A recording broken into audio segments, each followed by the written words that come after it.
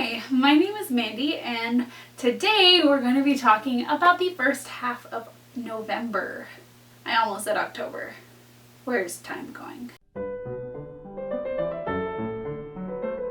Technically, we still have a couple of days left of the first half of October, but I have some library books that I read that are due today, so I figured that I would get those returned, but it's always just kind of nice to be able to hold a book rather than just throwing a picture up. It's less inconvenient when I'm editing. I guess that's the biggest part about it. And because I am all about convenience, you get the mostly first half of October. November. Oh my gosh. The first book that I read in October was Field Notes on Love by Jennifer E. Smith. This book is about a guy whose girlfriend dumps him, but very graciously gives him the tickets to the trip that she bought for them before they broke up. Only problem, everything is in her name and it's non-transferable. So nice of her, right? So he looks for someone with the same name to go on the trip with him to be the stand-in. And he finds one. Luckily, she doesn't go by her given name, so that's not too confusing for him. So you've got Hugo and May, and they meet together for this railroad cross-country trip. They start to come close. They each have their own issues. Hugo is a sextuplet.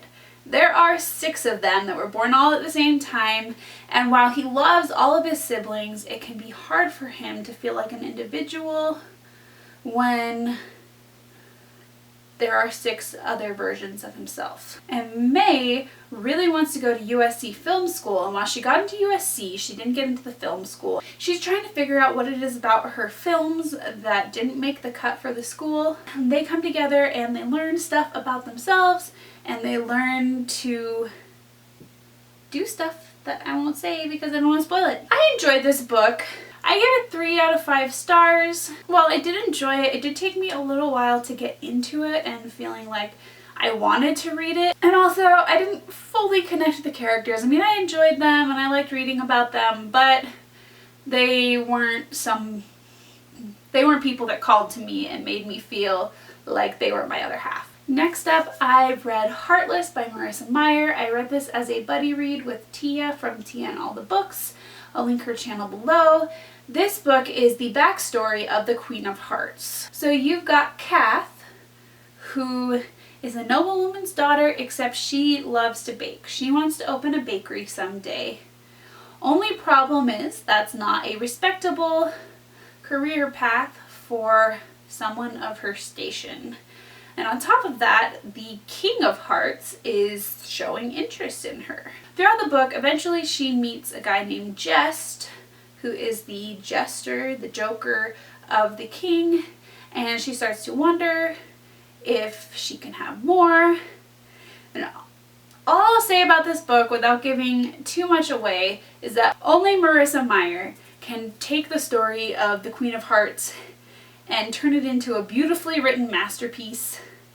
I rate this 4 out of 5 stars. I can't really talk about the things that I may have had slight issues with without giving spoilers. I'll just say that it was really good, only a couple of issues, 4 stars. And then after that, I read the book that I had been waiting months for. Are you ready for it? Supernova by Marissa Meyer. I was so excited to get this book. It's the first book that I've pre-ordered in like 8 years.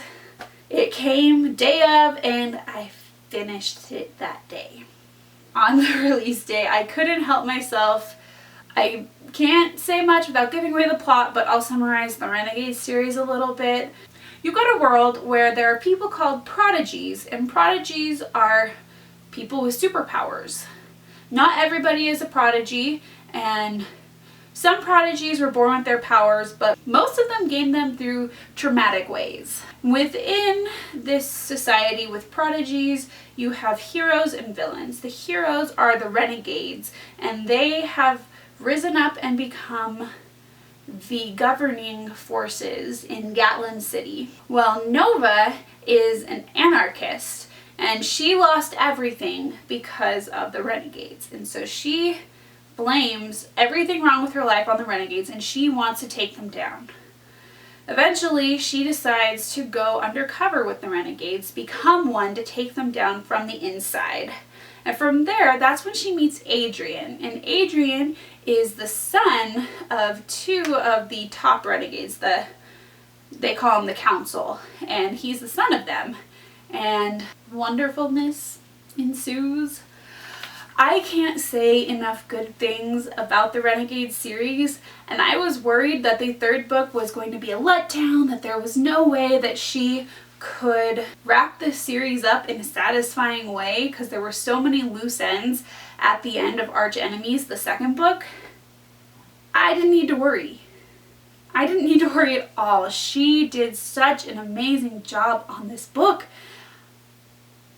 I loved it. I gave it 5 stars. All 3 books in this series got 5 stars, and I can't remember the last time that all books in a series went with 5 stars. There was one loose end left at the end, but it kind of seemed like this loose end was being set up for a potential sequel with different characters in the series. So we'll see if she announces that sequel. I'm calling it right here. I think that one of her next books is going to be a Renegade sequel. I hope it is. I want to see what happens with that loose end. Anyways, sorry if I've been gushing about this so much, but I love this series. I connected with the characters so much, and I connected with the world, and I just want to know what happens. And if you haven't read Renegades yet, you should. Hopefully I'm not building it up too much for you. I probably am. In that case, this series is alright. You should check it out. I don't know. Maybe, if you want to. After that, I read Sinner by Maggie Stiefvater. This is the 4th book in the Wolves of Mercy Falls series. This series involves werewolves, not in the traditional sense. These wolves change seasonally. The 2nd book of the series introduced 2 new characters, Cole and Isabel, and they were the only 2 characters that really didn't have a fully satisfying ending to the series, and that's where this book comes in. This book is all about Cole and Isabel and their story. That's all I'll say, as I don't want to spoil everything, but I have to say that the other characters in the Wolves of Mercy Falls series were kind of boring, and I was not always into their love story. But Cole and Isabel were my favorite characters, and without Grace and Sam, this book was 4 stars. I mean, I feel like the other books could have been close to this if they weren't all about Grace and Sam. Sorry for those who love Grace and Sam. 4 stars, really well told, really funny. I guess that a lot of people say that The Wolves of Mercy Fall isn't as good as The Raven Cycle because her writing style isn't as developed, but this book came out a few years after the original Wolves of Mercy Falls stories, and I think that you can definitely tell a difference in her writing between this one and the other books. The next book that I read was Stain by A.G. Howard. After I read Supernova, I was on a reading high. I was going through books like crazy, and I was reading great books, and this is one of those books. This is a Princess and the Pea retelling, which is what really sparked my interest in the first place. I've never read a Princess and the Pea retelling. The sun and the moon are split between 2 different kingdoms. One kingdom has sun all the time, and one kingdom has night all the time. And as would probably be expected, the people in these kingdoms have learned to adapt to each situation. The people who are in the sunny kingdom have darker skin tones, darker hair, and they've adapted to sun all the time. And the people in the night kingdom are super pale and white hair, all that kind of things that you would expect from people who live without the sun and people who live with only the sun. The king of the sunny kingdom has a daughter, and she has all of the physical characteristics of the night kingdom people. Turns out the moon kingdom has a son who inherited all the characteristics of the Sun people. And there's a big prophecy that says that when they marry, the sun and the moon will be reunited again, and the days and nights will work like they should. So there's an alliance made between the two kingdoms, only the girl, her name is Lyra, her father dies, and it's just her, and her aunt is her regent. Well, turns out the aunt isn't quite so nice. She feels that she should have been the queen because she was the firstborn, but because her brother was a boy, he was given the throne, and she doesn't think that's fair. So she's taking it out on Lyra, and she actually fakes the death of one of her daughters and decides to change her daughter into Lyra. Well, to do that, she has to kill her and throw her out of the kingdom. She thinks she kills her, but she's actually saved by a witch who brings her up, pretending to be a boy named Stain. That's all I'll really say, but as you can probably guess, the Princess and the Pea retelling comes in when she has to prove who she really is in the future of the book. This story did take a little bit of time to get into. It took me a while to really get into the story and the characters, but when I did, it was great. I actually really enjoyed this. I sped through it once I got into it, and at the end of the day, I gave this one 4 stars. I really liked the characters. Lyra / Stain was refreshing, and so was her relationship with the other prince, and yeah. After that, I read I Hate You More by Alexandra Moody. This is one that just while I was browsing through books for my Christmas list came up on as a sponsored result from Amazon. It was available on Kindle Unlimited, so I decided to check it out. It just kind of struck my eye. You've got a girl whose name I can't remember at this moment, who is mortal enemies with her brother's best friend. Well, his parents move away their senior year, and to keep things steady for him, her dad offers to have him live with them. Well, she doesn't like that. She can't handle that. So she comes up with a plan to get him out. Her dad doesn't want her dating. It's a big deal, a big rule in her house.